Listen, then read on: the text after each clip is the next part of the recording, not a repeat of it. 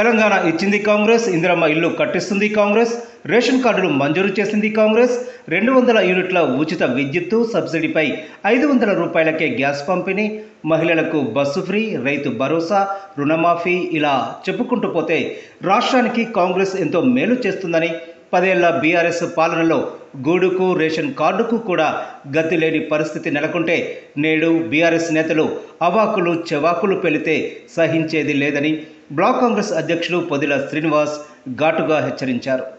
అడుగుదేవులపల్లిలో Congress party నాయకులతో కలిసి ఏర్పాటు చేసిన మీడియా సమావేశంలో మాట్లాడుతూ అడుగుదేవులపల్లి మండలంలోని బీఆర్ఎస్ నేతలు కాంగ్రెస్ ప్రభుత్వాన్ని, ఎమ్మెల్యే బీఎల్ఆర్ని బదనాం చేసే పని ముందరేసుకున్నట్లు కనిపిస్తుందన్నారు.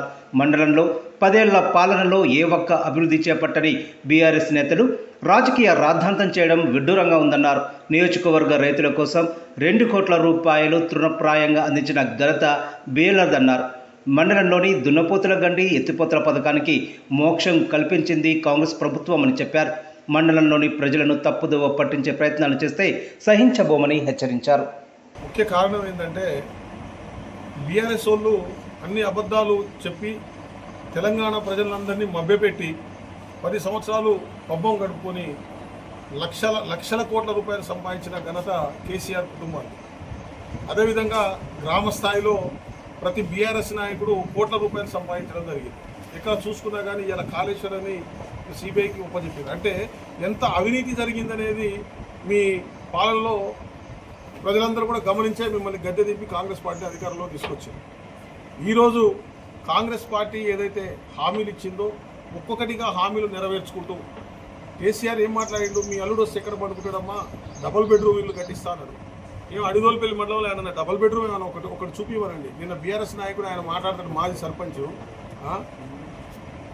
ఆయన అసలు మరి ఆయన ఒక్క ఇల్లు కట్టిన పాపాన పోలేదు. 10 సంవత్సరాలు రాజ్యం వెళ్ళిరు, ఒక్క ఇల్లు కూడా కట్టలేదు. మేము దాదాపుగా 400 ఇళ్ల పైగా అడిగోలుపల్లి మండలానికి కేటాయించడం జరిగింది. కాంగ్రెస్ పార్టీ ఆధ్వర్యంలో ఒక అడిగోలుపల్లికి 141 ఇల్లు, అదేవిధంగా మండలం మొత్తం కూడా కలిపి 404 ఇల్లు శాంక్షన్ చేసి దాదాపుగా 200 ఇళ్లకు ₹1,00,000 చొప్పున కూడా పేమెంట్ పడ్డాయి.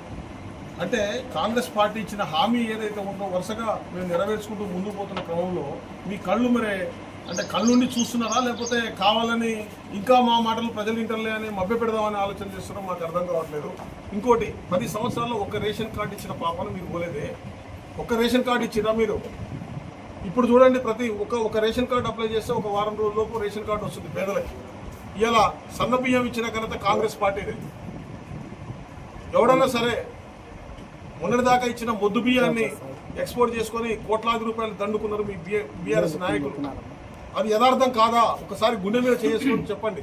ఇవాళ సన్న బియ్యం ప్రతి ఒక్కరు గ్రామ స్థాయిలో కూలీ కూడా సన్న బియ్యం ఇవాళ తింటూ కాంగ్రెస్ పార్టీని తలుసుకుంటారు. ఒక్కసారి ఆలోచన చేసుకోండి. మేము కాంగ్రెస్ పార్టీ పేదల పార్టీ.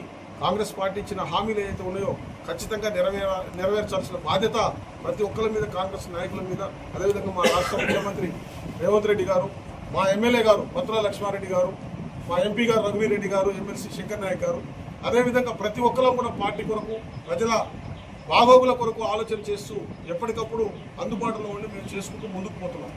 మీరు ఏం చేయకపోగా పైగా మా మీద బురద చల్లుతున్నావు. అసలు నువ్వు ఎక్కడి నుంచి స్టార్ట్ అయినావు? నువ్వు ఎక్కడ ఏ రాజకీయ నాయకుడి దగ్గర నువ్వు ముందు వచ్చి నువ్వు రాజకీయంగా ఎదిగినావు? ఒకసారి గుర్తుపెట్టుకో. నువ్వు మాట్లాడుతున్న మాటలు ప్రజలకు ఇల్లు కట్టమన్నావు. నువ్వు ఇల్లు కట్టుకుంటానికి కాదు తెలంగాణ, ఆంధ్రాలో. అర్థమైందా? ఒక ప్రజలకు, ఒక పేదవాడికి ఇల్లు కట్టవు, కానీ తెలంగాణలో ఇల్లు ఉంటాయి, ఆంధ్రాలో ఇల్లు ఉంటాయి. అర్థమైందా? మొన్న మొదటిసారి నువ్వు ఏ పార్టీ నుంచి గెలిచినావు? కాంగ్రెస్ పార్టీ అండ లేకపోతే నువ్వేం గెలుస్తావు? నీ ఉనికి ఎక్కడ? రెండోసారి నీ వల్ల అయిద్దా సర్పంచ్ ఇక్కడ కావడం? కాంగ్రెస్ పార్టీ అండ లేకపోతే నువ్వు గెలుతువా? ఒకసారి గుండె మీద చేసుకొని చెప్పు. ఏం మాట్లాడుతున్నావు నువ్వు? కాంగ్రెస్ పార్టీ నాయకులు, కాంగ్రెస్ పార్టీ కార్యకర్తలు చేసే పనులు నువ్వు విమర్శించేంత నాయకుడివా? ఖబర్దారు చెప్తున్నా నేను. మంచితనంగా ఉండండి, తప్పుగా మాట్లాడకండి. ఇందిరమ్మ ఇల్లు ముగ్గుపోయలేదంటే నువ్వు కళ్ళు లేవా? ఊళ్ళో తిరగట్లేవా నువ్వు? 15 ఇళ్ళు దాదాపుగా దాన్ని మొత్తం ముగ్గు పోసి వాళ్ళకి బిల్లులు కూడా పడ్డాయి ₹1,00,000 చొప్పున. ఏం అర్థం కావట్లేదా మరి? లేకపోతే కావాలని బురద వెళ్ళాలని చూస్తున్నా? ముఖ్యంగా చెప్తున్నాం మేము, కాంగ్రెస్ పార్టీ ప్రజల పార్టీ, ప్రజల కొరకు ఏదైనా చేయడానికి సిద్ధంగా ఉంది. ముఖ్యంగా మేము రేషన్ కార్డు విషయం కానీ, అదేవిధంగా రుణమాఫీ విషయం కానీ, రైతు భరోసా విషయం కానీ, ఇవాళ మహిళలందరూ కూడా ఉచితంగా బస్సుల్లో తిరుగుతున్నారు. వాళ్ళు ఎక్కడికి పోవాలన్నా కానీ ఇవాళ మహిళలకు పెద్దపీట వేసి ముందుకు పోతున్నటువంటి పార్టీ కాంగ్రెస్ పార్టీ. ఇటువంటి ముందుకు పోతున్న క్రమంలో మీకు కళ్ళు ఓరలేక మీరు మీ కుటుంబాల్లో ఇవాళ పంచాయతీలు అవుతున్నాయి. అంటే ఆస్తి పంపకాలు, అంటే దోసుకున్న డబ్బుని ఎట్లా పంచుకోవాలో మీకు అర్థం కావట్లేదు. కొడుకు, బిడ్డ, తండ్రి, అంటే అల్లుడు, మళ్ళీ ఇంకొక ఆయన ఉంటాడు. ఆయన ఎవరు, ఆయన వాళ్ళ మరదల కొడుకు, అంటే సతీష్ రావు, సంతోష్ రావు, హరీష్ రావు, కేటీఆర్, కేసీఆర్, కవిత, వీళ్ళే లక్షల కోట్లు. మరి ఇక మిగతా నాయకులు ఎన్ని కోట్ల రూపాయలు సంపాదించుకోవడం ప్రజలందరూ కూడా గమనిస్తూనే ఉన్నారు. దయచేసి ముందు చెప్తున్నాం, అర్థం చేసుకోండి. మీరు ఎక్కడి నుంచి వచ్చిర్రు, మమ్మల్ని విమర్శించే స్థాయి నీది కాదు. ముందుగా చెప్తున్నాం, దీన్ని ఒకసారి వెనక్కి తిరిగి చూసుకో, దాన్ని దృష్టిలో పెట్టుకునే మాట్లాడు. అంతేగాని నువ్వు కల్లిబొల్లి మాటలు, అన్ని అబద్ధాల మాటలు మాట్లాడి ఇక్కడ ఏం జరుగుతుందో, ఇంద్రమ్మ ఇళ్ళకు ముగ్గుపోయలేదంటావు. ఎందుకు పాలాభిషేకం నీ ఇంట్లో నుంచి ఎప్పుడైనా 10,000 రూపాయలు ఖర్చు పెట్టి కార్యక్రమం చేసినావా? మా బిఎల్ఆర్, నేను నిజంగా చెప్తున్నా, ఒక సామాజిక సేవ నుంచి వచ్చినటువంటి వ్యక్తి, రాజకీయ నాయకుడు కాదు బత్తుల లక్ష్మారెడ్డి. ఆయన వచ్చిన తర్వాత ప్రజలందరూ కూడా అభిమానంతో దాదాపుగా 50,000 మెజార్టీతో ఆయన ఎమ్మెల్యేని గెలిపించారు. దాదాపుగా 2 సంవత్సరాలు కావస్తుంది. ఆయన మీద ఎలాంటి అవినీతి నిరూపణ చేసినా కానీ దేనికైనా సిద్ధం. ఆయన ఎమ్మెల్యేనే కాదు, కాంగ్రెస్ పార్టీ నాయకులు కూడా సిద్ధం. నేను ఘంటాపథంగా చెప్తున్నాం, ఒక అవినీతిని నిరూపించండి లక్ష్మారెడ్డి గారి మీద, దేనికైనా సిద్ధంగా మేము ముందుకు వస్తామని చెప్తున్నాం. ప్రతి విషయంలో మీరందరూ కూడా ప్రతి విషయాన్ని దాన్ని భూతద్దలాగా చూపించుకుంటూ ముందుకు పోయి ప్రజల్ని మళ్ళొకసారి మోసం చేద్దామని చూస్తే మాత్రం ఖబర్దార్, ముందే చెప్తున్నా. ఆయన సొంత కుటుంబం నుంచి కూడా రిసెప్షన్ భారీగా చేయాలి. మిర్యాలగూడ నియోజకవర్గ ప్రజలందరినీ కూడా పిలిచి అన్నం పెట్టాలనే ఉద్దేశంతో 2 సార్లు ఆయన ప్రోగ్రాం ఏర్పాటు చేయడం జరిగింది. ఏర్పాటు చేస్తే అది వాతావరణం అనుకూలించక సరే 2 సార్లు పోస్ట్పోన్ అయిన తర్వాత ఈ యూరియా కొరకు రైతులు ఇలా కష్టం చూసి, అరే ప్రతి ఒక్క రైతు ఇబ్బంది పడుతున్నాడు, కనీసం నా వంతుగా నేను ఎమ్మెల్యేగా నేను ఏం చేయాలి అనే ఉద్దేశంతో 2 కోట్ల రూపాయలు తన కొడుకు కొరకు రిసెప్షన్ కొరకు ఉంచిన పైసల్ని చెక్కు ద్వారా తీసుకుపోయి ముఖ్యమంత్రికి ఇచ్చిన ఘనత బత్తుల లక్ష్మారెడ్డి గారికి. అటువంటి వ్యక్తిని మీరు విమర్శించే స్థాయి ఉన్నదా మీకు? మీ సొంత ఖర్చులు ఎక్కడ కూడా 100 రూపాయలు ఖర్చు పెట్టలేరు, మీరు మాట్లాడతారు. సామాజిక సేవ చేసినటువంటి పెద్ద మహానుభావుడు ఇవాళ రాష్ట్రంలో, తెలంగాణ రాష్ట్రంలో ఒక బత్తుల లక్ష్మారెడ్డి వైపు అందరు ఎమ్మెల్యేలు కానీ అందరు కూడా చూస్తున్నారంటే దానికి కారణం ఆ ధైర్య సాహసాలు కూడా పెట్టే గుణం ఉండాలి. ఆ గుణం మా ఎమ్మెల్యే గారికి ఉంది.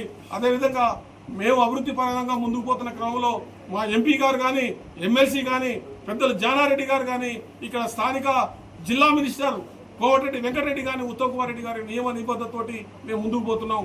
అదేవిధంగా చిన్నప్పటి నుంచి చూస్తున్నా నేను, మొదటి నుంచి కూడా దున్నపోతుల గండి అనేది ఈ అడిదోలపల్లి ప్రజలందరికీ కూడా ఒక కలగానే మిగిల్చినావు. ప్రతిసారి భాస్కర్ రావు వచ్చి అడిదోలపల్లి మండల ప్రజలందరినీ పిలిచి ఇదైపోయింది అదైపోయిందని దున్నపోతుల గండిని 10 సంవత్సరాలు నానబెట్టి వ్యవహారం చేసిండు.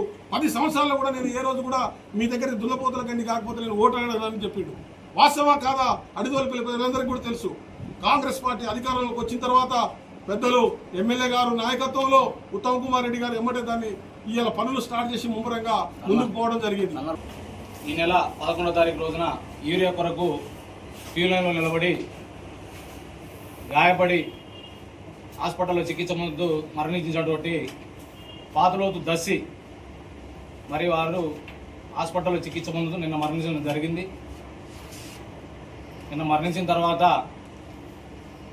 కొంతమంది బీఆర్ఎస్ పార్టీ నాయకులు ఆ చావుని రాజకీయం చేస్తూ దాన్ని చావును కూడా రాజకీయంగా వాడుకుంటూ మండల కేంద్రంలో ఒక పెద్ద మనిషి ఇంట్లో ప్రెస్ మీట్ పెట్టడం జరిగింది.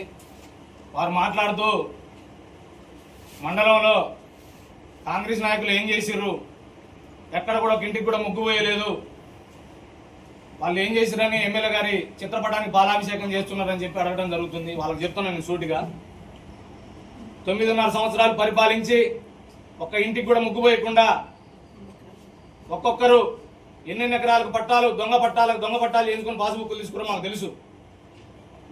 మీరు ఎవరెవరు ఎన్ని కోట్ల రూపాయలు, ఎన్ని లక్షల రూపాయలు సంపాదించుకోరో కూడా మాకు తెలుసు.